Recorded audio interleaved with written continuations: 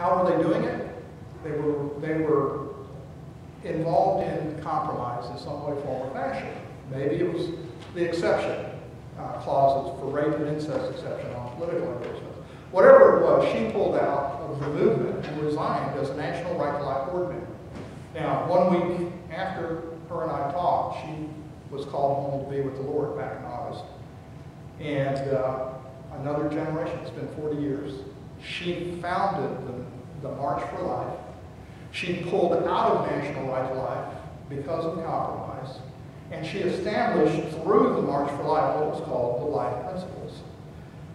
Pursuant to these principles, we recommend and urge the adoption of a mandatory human life amendment to the Constitution of the United States, knowing that no sound action can grow out of a vacuum of purpose. March for Life formulated the Life Principles as a forthright, comprehensive statement of a positive, position motivating the pro-life movement, while the movement itself was moving away from it. So she felt necessary to stake her Ebenezer, plant it in the sand, and say, I'll do my pro-life work through the March for Life. A few years later, Judy Brown, also a National Right to Life board member, split the movement because of a seminal event that took place. You know of this event, but you may not have attached a significance to it. It was what's called a Hyde Amendment. Controversy of all kinds of dialogue, discourse, and debate took place when Henry Hyde, that pro-life stalwart, who has gone on to be with the Lord, just a hero of so many, went to Congress and said, we need to stop all funding of abortion. And it came back that up until that time, there had never been a law passed where the Right to Life movement allowed rape and incest exceptions, ever. It had never happened. Because the movement itself couldn't admit to allowing in law that which violated its underlying principle of personhood. Do you see that? That if, regardless of the manner of conception, it's still a class of human life, and you have people like Gianna Jensen, Rebecca Kiesling, and other women out there, Melissa Oden, who are all survivors of abortion and or the product of rape. And as a result, they're speaking to the culture, including the politicians like Rick Perry, governor of Texas, is looking him in the eye and saying, why do you want to kill me? Why did you want to kill me? Your position would allow me to have been executed for the crime of my serial rapist father. And he had no answer. And when he saw the incompatible nature of his position, it crumbled in the face of a young woman confronting him. And he changed. He removed his rape and incest exception and embraced personhood for this election cycle. And so did Newt Gingrich, who I've known for 20 years from Georgia, changed his position this election cycle to reflect a no exceptions position. Our legislature, 41%, have no rape and incest exception. It can be done. It is achievable. It is pragmatic and it is prudential, but more importantly, it's principled. It's principled. It doesn't undermine our principle. Judy said these same arguments, but they fell on deaf ears, but not until they had argued them until 2 in the morning at National Right to Life board meeting. And for the first time ever, the bishops, U.S. Conference of Catholic Bishops, came out in support of an exception to abortion for rape and incest based on the manner of conception, and so did the National Right to Life movement, and that's what Henry Hyde was instructed to do, is go ahead and pass that law, rather than force it to a vote to see if we could get the principled position. That is the fear. That is always the fear in politics, is that we won't have the votes. We're always told we won't have the votes. Always. There's never a time we passed a pro-life law in Georgia that we weren't told that we don't have the votes. And we ended up saying we don't care. You're not going to violate principle. So the movement at that point took a left-hand turn. And it's been divided ever since Go back. This is a little bit slow. First time in pro-life history that rape and incest executions were approved by the movement. I have to use that term because it's a legal term. Can you kill? Only government can allow executions. And law, in the hands of government, permits the execution of children in a preborn state based on their manner of conception. Until March 20th, 2007, a young legislator from Georgia, Martin Scott, sponsored the nation's first state-level human life amendment. We called it the Personhood Amendment at the state level. Now, what's interesting about Martin is that 15 years before, he was my campaign aide in my congressional run for Congress. Fresh out of high school, a young man, college age, engaged in the culture, engaged in the political scene. Later on, he would become an elected official himself and the author of the nation's first state-level Personhood Amendment. It was unsuccessful, but it spawned other states to follow suit. Colorado, 3 months later, through our joint connection with John Heinzmo. Later on, Mississippi, and you know the story and the history of that. The personhood movement has resurfaced again. Now, we still have our critics. The de facto leader of Americans United for Life, Clark Forsyth, wrote a book against the personhood movement with a special chapter on Georgia. In the book, Politics for the Greatest Good, The Case for Prudence in the Public Square. I had to write a book, which you can get on the back table out there, to counter much of what Clark Forsyth, who's a friend, I don't count him an enemy, but we don't agree on presuppositions, we don't agree on objectives, and we certainly don't agree on strategy. I believe that the most pragmatic and prudential thing you can do is to do the principled thing, and we've proved it in Georgia. He believes that you can be too too principled, and therefore not pragmatic, and you need to yield ground in the culture because of natural law. Of course, we're basing ours off of divine law. The issue was over the issue of political endorsements.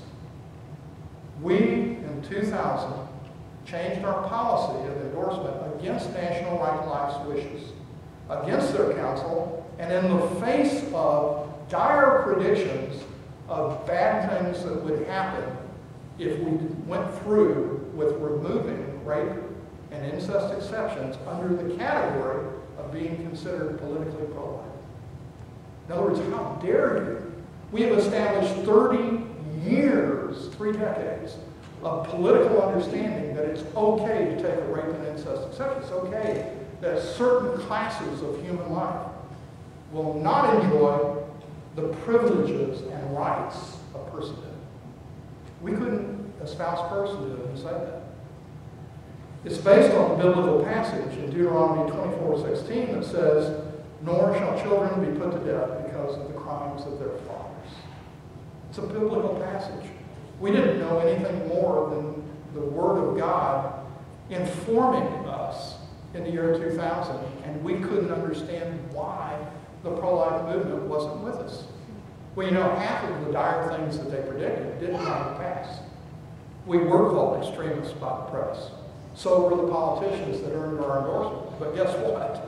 Every year we added victory to victory. Now, as of last week, by God's grace and to His glory, the Associated Press reported on the legislature of Georgia in last Sunday's newspaper saying that a supermajority was coming to Georgia and one special interest group was responsible.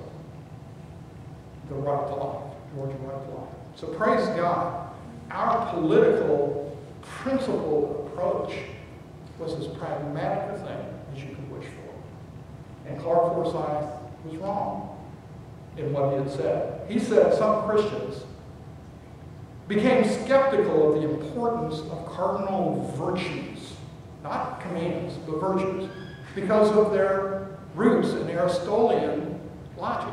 It was Aristotle classical pagan roots that Clark Forsythe based his practices on. They warily regarded it as too philosophical and not scriptural enough. They preferred to talk about commandments and duties rather than about virtues. You're right. He was right. We did. That's exactly how we framed it. People of faith, it seems, are particularly susceptible to imprudence when it comes to their involvement in political and social causes. Nothing could be more untrue, less true, less pragmatic. Clark represents the pro-life movement of the last 40 years, 30 years in particular. And we haven't won. And we aren't winning at that level. But it was when personhood was injected yet again into our current movement that we began seeing victory. In Georgia, we began seeing Personhood USA with Georgia Right to Life and Get Out the Vote sponsored the first ever historic pro-life presidential town hall in South Carolina this year. I had the privilege of moderating that town hall meeting. We have never had a presidential forum on the issue of the sanctity of life. And we spent 1 hour delving not into softball questions that would get thrown during a presidential cycle, maybe a softball question on abortion or something to a presidential candidate by the media. No, this was 1 hour of intensive, in-depth dialogue with potential leading candidates for the president position here in the United States. And it was on the issue of the sanctity of life and personhood. And they shined. All of the candidates came, with the exception of Barack Obama and Mitt Romney. And all of them were in agreement with us, with the exception of Barack Obama and Mitt Romney. Interesting. Interesting. We have a plan in 4 years that won't be the case, that we will have a strong sanctity of life candidate through education, through political action, through legislation at the state level that will build the way, show the path to winning in the field of public opinion. Was the issue of personhood raised in the public square? You better believe it was. Did we educate the public? Yeah, we did. We were under attack the whole time. It's always, as was pointed out, that we're angry and somehow mean-spirited and we have a war against women. Nothing could be further from the truth, and yet we're still winning because MSNBC, Rachel Maddow, Chris Matthews have singled out not the pro-life movement, nor National Right to Life, nor AUL as the significant threat to women's rights. They have singled out and specifically railed and ranted against the personhood movement. They see us as being the central challenge to the sanctity of life being expressed through a ban on abortion at a legal level. Now, who's being pragmatic? We're being prudential, trying to. We're not going to succeed because there is no neutrality. That's a myth. But we will be able to continue in presenting the truth of a principled approach, consistent and without violation. Should it be legal to kill a person based on their circumstances of conception? You got Rebecca Kiesling, you got Samuel Aramis, he's 12 now, and he was the one that was featured on the front cover of Vanderbilt Medicine when he was operated on in the womb to repair his spina bifida. And you see him now, I know him, I mean, we have him out to our conferences and stuff. He's spoiled rotten. He knows it. His parents know it, and so do all of his siblings because he's in the limelight so much. But he's delightful. Down syndrome, 90% of all Down syndrome children through pre-implantation genetic diagnosis through the eugenic screening are being aborted. 10% of them are false positives. So it's a perfectly normal child that's being aborted in 10% of the cases. This is the problem with genetic screening. It's not 100%. And even for the fetal anomalies, when we passed the law in Georgia that introduced some eugenic clauses, we didn't pass it, the legislature did, we opposed it. They introduced something, and we had testimony after testimony of parents who came and said, we were told that our child was not going to live but hours because it had this genetic condition, only to be born perfectly normal. Perfectly normal. Nothing wrong. It was just a false positive on some test that they took. Imagine the heartache that was accompanying that. Pillars of personhood. Last understanding is where we are today.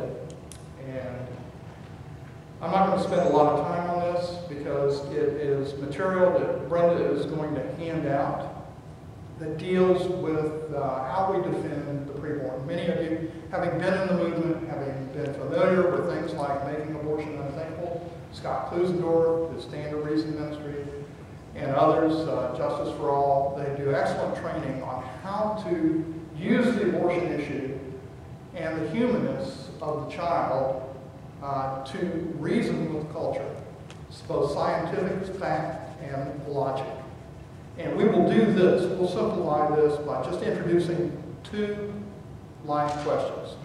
You see it on our panel out in the lobby. When are we human? When are we a person? And then we're going to follow up in this session with a little bit of scientific fact and logic that supports the sanctity of human life at all stages. Now this is the most important panel in our dialogue with students. As you engage students, this is what you need to master. Let's look at it just from the perspective of when are we human? Now, most college students will agree readily that we're human from our earliest moment of conception, where we have 46 chromosomes plus or minus due to the trisomy, extra chromosome or not. Yes, we're human.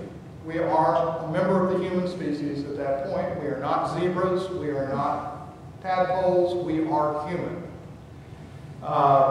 You won't have a lot of argument by most of the students, unless it's a biology or medical student. And they're being trained now to deny that we're human from that point. We're potential humans. Now, redefinition of terms is everything in the modern culture. They've redefined conception. We can't use that term anymore because it now means implantation in the womb 14 days after conception. So conception doesn't mean conception anymore. Fertilization doesn't mean fertilization anymore.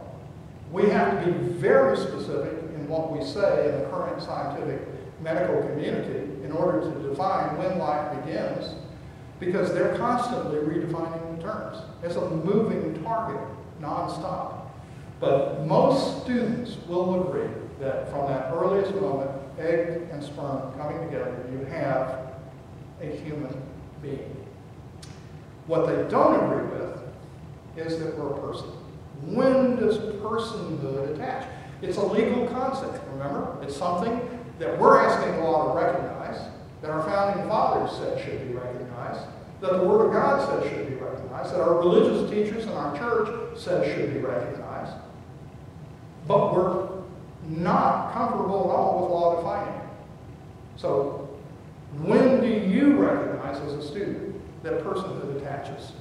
And you know, you can talk them through. You can turn them to the elderly grandma type who is perhaps suffering from Alzheimer's.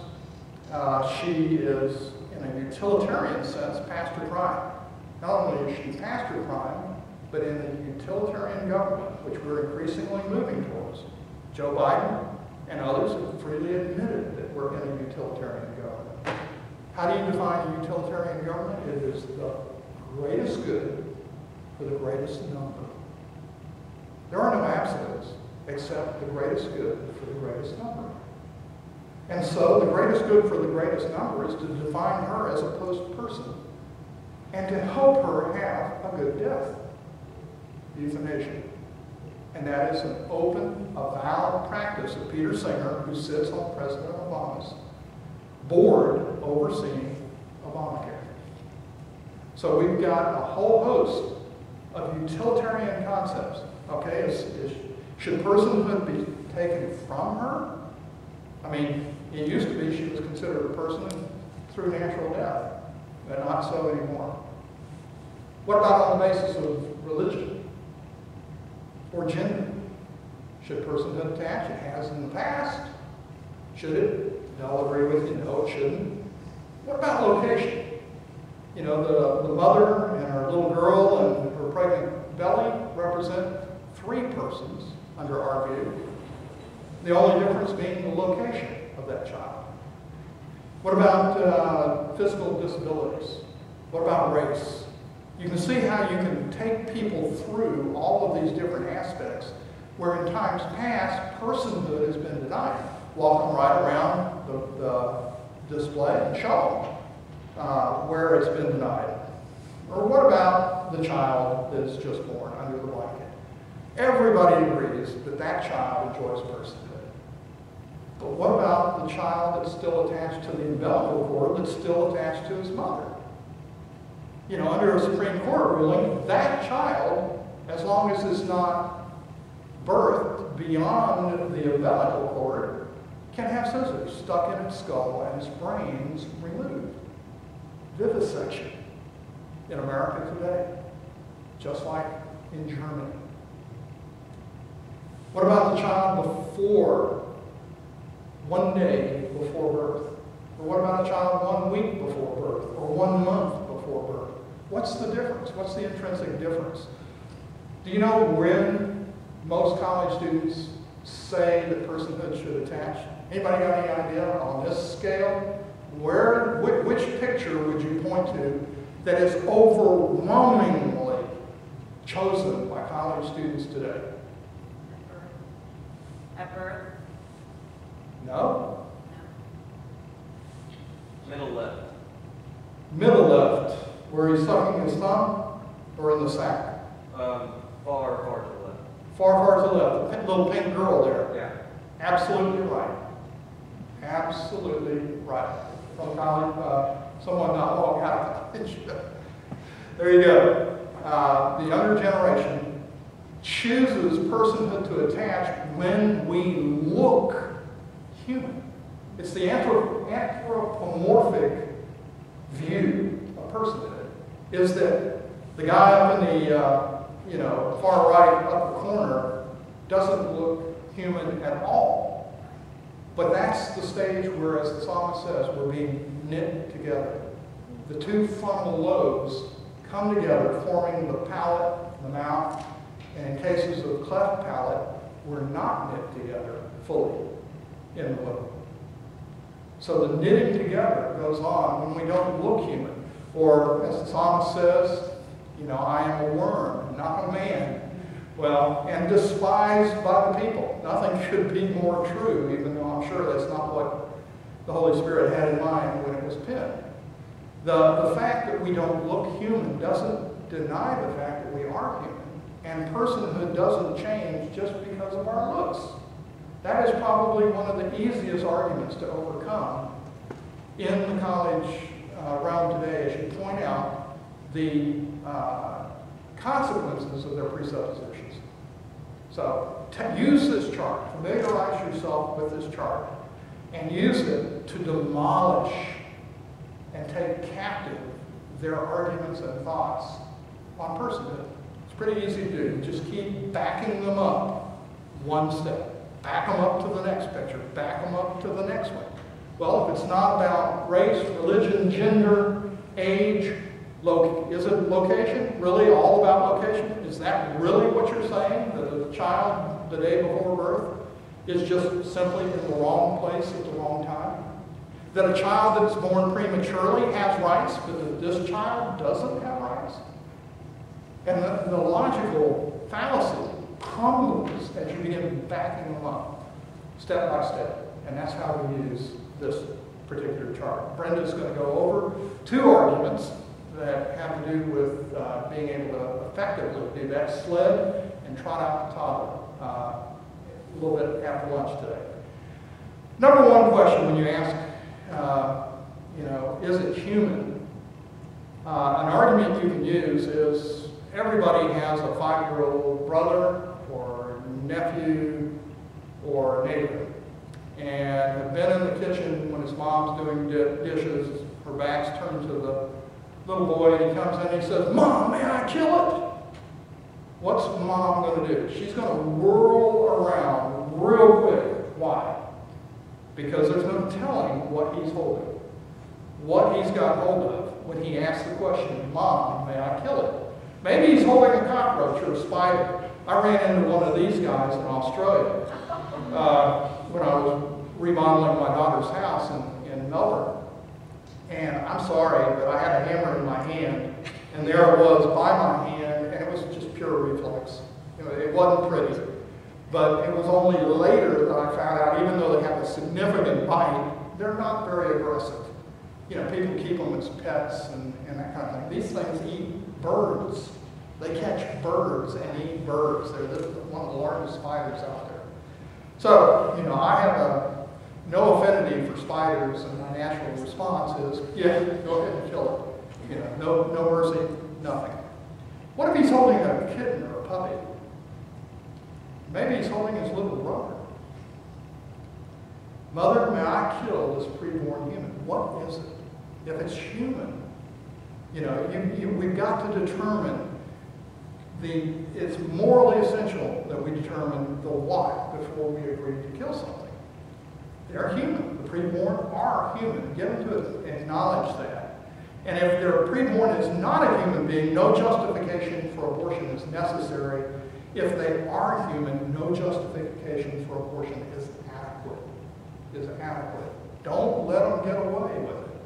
Draw this conclusion one way or the other as you engage it.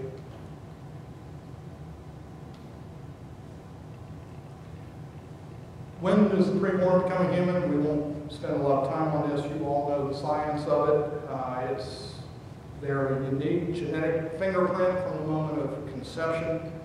The DNA determines it. You can line up a bunch of embryos at a single cell stage, zygotes, a zebra zygote, a goat zygote, a frog, a human. It's hard to distinguish. The only thing that distinguishes it is the DNA, which is present in totality at the beginning.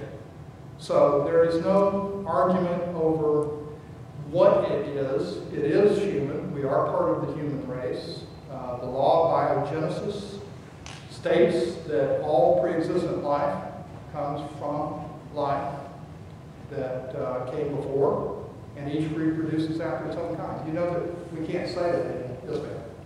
This slide is very important because it's all a battle of semantics, and unborn means not born.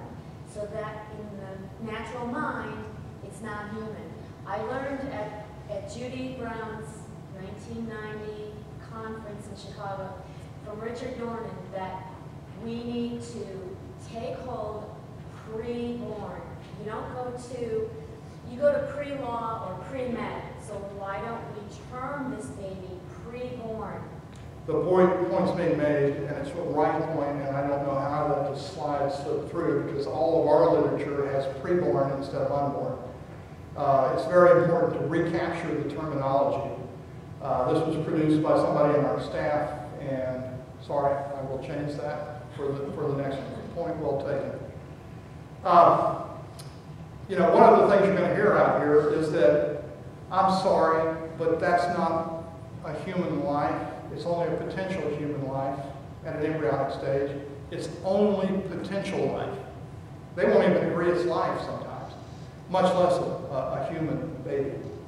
But when they use the illustration that, look, acorns, you know, an acorn is not an oak, but rather a potential oak. Well, that's not true. An acorn is a baby oak. It's an immature oak. It's in the infant stage. An oak tree is an oak at the adult stage. Both are oaks. Nothing differentiates them DNA-wise or anything else. An acorn infant can potentially become a mature oak tree, but it never becomes an oak. It is already a complete oak. So don't let them use that argument on you. That's one that we need to acknowledge that infants need time and nurture become adults, but they are fully mankind from their moment of conception on. The preborn human being, looks aren't everything. We've dealt with that. It's not on the basis of looks. And yet we use different terminology, as was just pointed out. Definition, terminology, vocabulary is everything. Zygote, embryo, fetus, no personhood. Infant, child, teen, and adult personhood. That needs to change. And we use the chart to do it.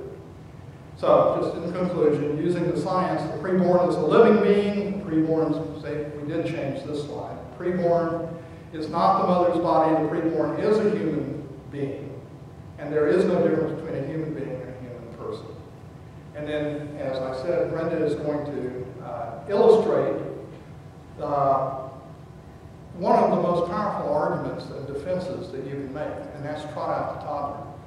If you can do it to the preborn, imagine them at that stage just before birth as a young toddler. Can you do the same thing to a toddler that's 2 years old, 18 months? Peter Singer, in his consistency, says yes. That a child should be able to be killed until it's 18 months of age because it's not a person. A person. It's all about personhood again. He recognizes it. We recognize it. And parents should be able to kill a perfectly normal 18-month-old because they're not yet persons. Or Obamacare? Should we be worried? Trot out the toddler. Mother wants to kill her preborn child because she's in financial difficulty. It's going to affect her career. It's going to affect her education. Well, she already has a 2-year-old. Let's go ahead and kill it too. Would you advocate killing the 2-year-old because of your socioeconomic disability? No. No, that wouldn't even be a consideration. And why is it for the same human at an earlier age of development? Trot out the toddler. Homework assignment is to take some of the material that Brenda's going to hand out a little bit later and use it to familiarize yourself. Trot out the toddler and sled are just two arguments that are very handy. SLED means size, location, environment, and level of dependency. We use that argument all the time.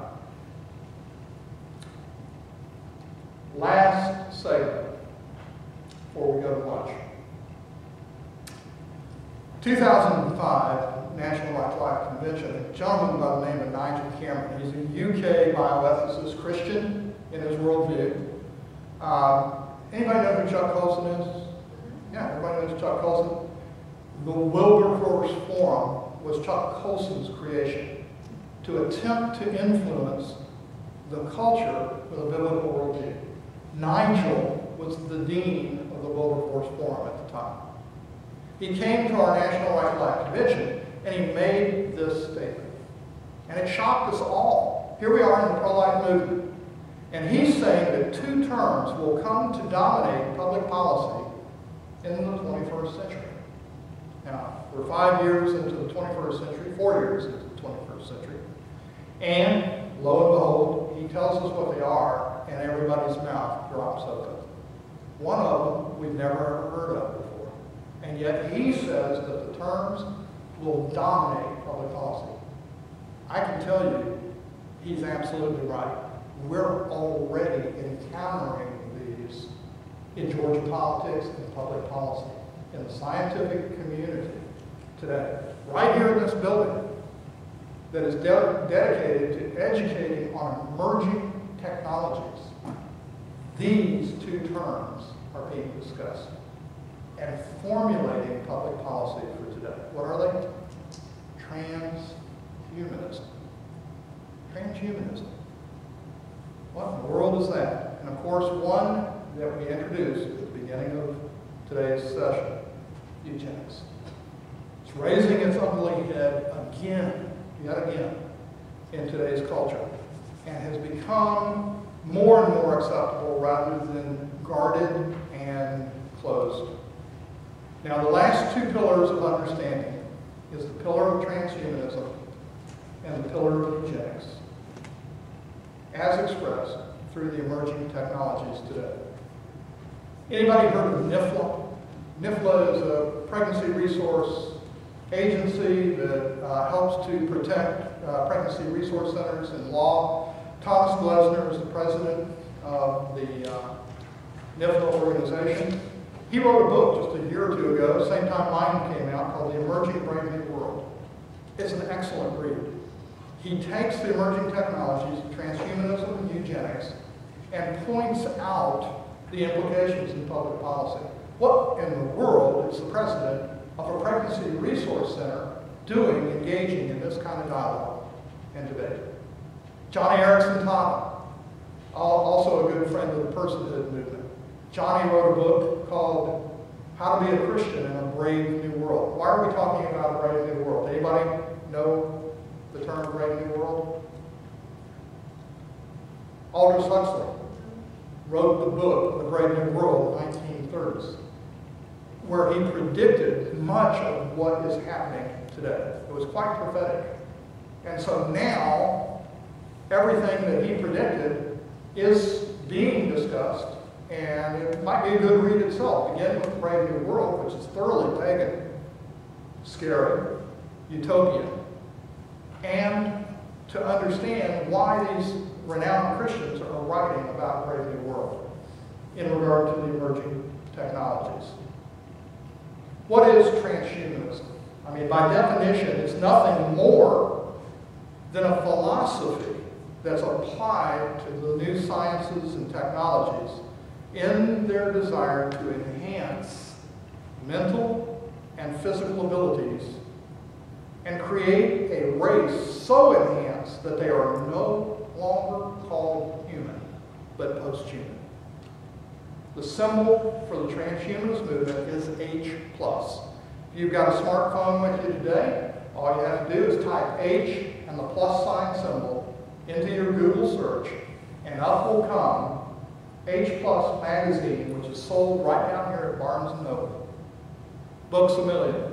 You can get H+ magazine, which is the transhumanist magazine with their agenda and their objectives and their public policy requirements. And no longer will we be called Homo sapiens, we will be called Homo Perfectus. Because instead of God creating man in God's image, it's going to be man creating man in man's image. Nothing could be more blasphemous than what is going on right now in dialogue and education emanating from this building and others like it around the nation. It is somewhat on the loopy fringe, but Peter Singer has embraced it. Others have embraced it. Why? Why? Why do they want to do this? Anybody recognize any of these folks? Just ordinary, normal folks, aren't they? You know, the Bible has an office, a gift called an evangelist. Well, Hollywood is the evangelist for transhumanism. Is it any mistake at all that these ordinary people share one common thing? They were in some way enhanced and turned them into a superhero. The three on the right aren't just normal people anyway with exterior enhancements, a Batmobile. That's pretty cool. That's pretty neat. The little things that he flips out, the bat daggers, the Black Widow lady with all of her judo and guns and glory. And then, you know, put a steel exoskeleton on, and you got Iron Man.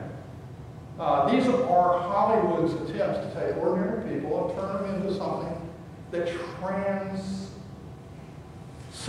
the human condition and turns them into heroes, makes them attractive to our children or our grandchildren. The four on the left are a little different. They've been modified genetically. There's been some kind of eugenic enhancement. So you have the transhumanist objective, the three on the right, you have the eugenic aspect of it on the left, and you have the two terms coming into public discourse and entertainment through Hollywood today, through the superheroes. That's not by accident. This is intentional. Now, what's the problem with the genetic side? It's called germline intervention. Germline intervention is when you're able to sexually reproduce the changes that have genetically altered you. So that Peter and, what's her name? Anybody know? Have all these little Spidey babies, probably 10,000 at a time if he follows his genetic code. So you're going to have 10,000 little Spidey babies running around the household. You've got a room full of 3-year-old Hulks that you could probably militarize and conquer the world with. I mean, you can do that with 5-year-olds today. At least my grandkids, you can. I mean, 3-year-old Hulks. The whole thing is seemingly ludicrous, but that's the objective of the transhumanist movement, is to take genetic enhancements and machine human interfaces, which you can buy at Radio Shack right now. Did you know that? Go down to Radio Shack, plunk down $100, put on the little brain scanner, and move the cursor on your iPhone and select things based on the thoughts that you're thinking. It's not science fiction, it's here now. It's being enhanced. You can read about it in this month's issue of H Plus magazine because it has significant public policy implications. And what we're doing is trying to get ahead of the curve here as the sanctity of life movement, not as the anti-abortion movement. We can't be anti-abortion and address these things if we're solely focused on the abortion issue. What are the sciences that are involved that are being promoted right here in this building? Artificial intelligence. Nothing wrong with that. Nothing wrong with transgenics, is there?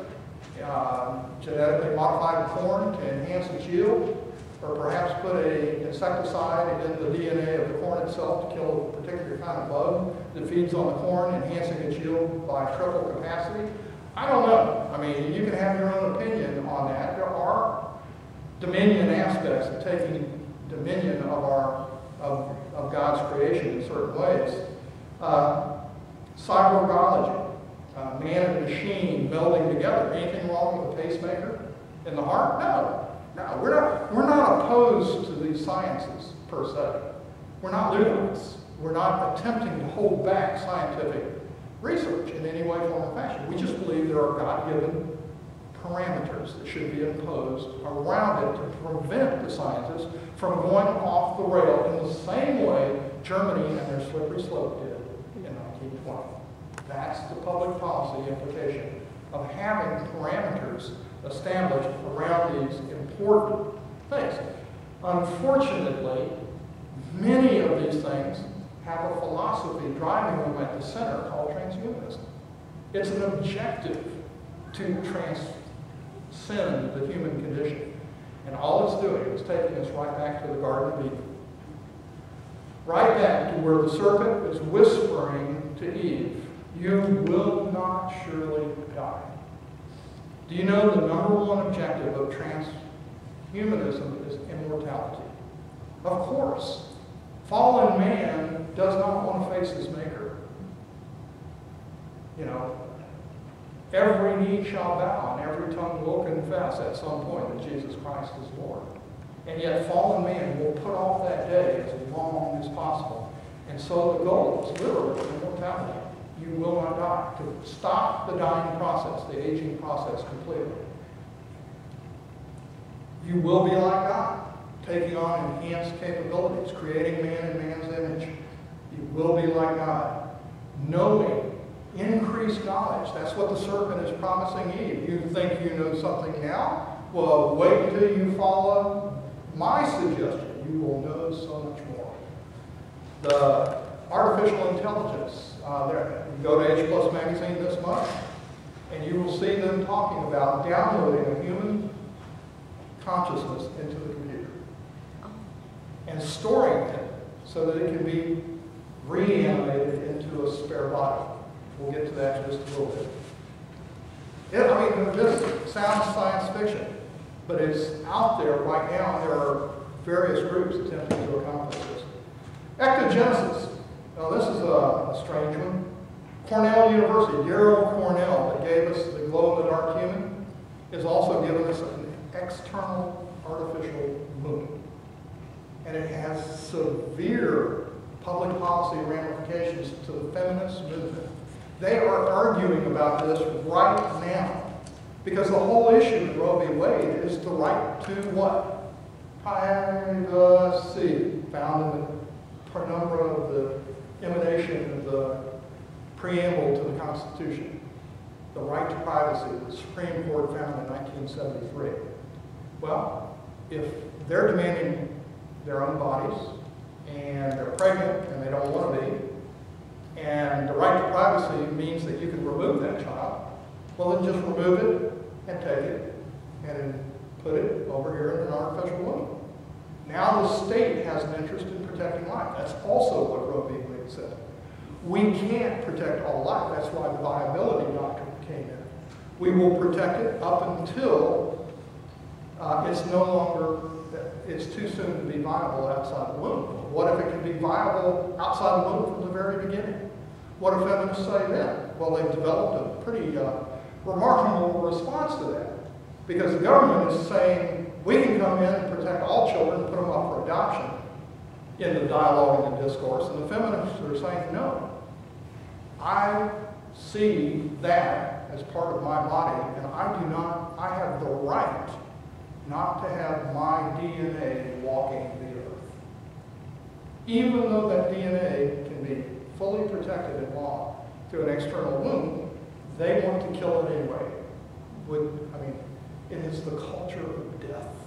We've known that. It's a spirit of death that hovers over the whole issue. And they would rather kill their child than allow it to be assumed by the government. Now, this is providing a lot of pause for that. The Dignitas Personae is an encyclical that came out 2 years ago dealing with the emerging technologies of in vitro fertilization, cryopreservation, dealing with some of these issues, and they have not yet, the Vatican has not yet decided on what the disposition is for a frozen embryo. But supposedly they're working on an encyclical that will be coming out in the next few years. I've heard that through inside channels. But an artificial womb. Transgenics. Mixing the genetic code of two different things. In UK, they needed subjects for drug trials. They needed human subjects, just like the Nazis needed subjects for their human experimentation. Where do you get them without informed consent under the new Nuremberg Code that UK consented to, informed consent? Well, an easy end around that whole thing is to take a human embryo who is not protected by law in UK, remove the nucleus at a single cell stage, killing that child. They suck the nucleus. 46 chromosomes contained in that nucleus. They go over here to a bovine cow, and they get an egg from the cow, and they take the nucleus out of that baby cow, killing it.